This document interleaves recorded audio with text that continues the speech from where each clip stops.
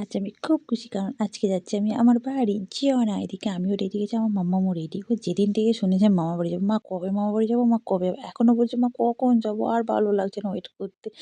দাঁড়া আর কিছুক্ষণ ওয়েট কর। এদিকে আমার ২ টো ট্রলি রেডি, তার সাথে একটা ব্যাগ। যেন মনে হচ্ছে অনেক দিনের জন্য কোনো ট্যুরে যাচ্ছি।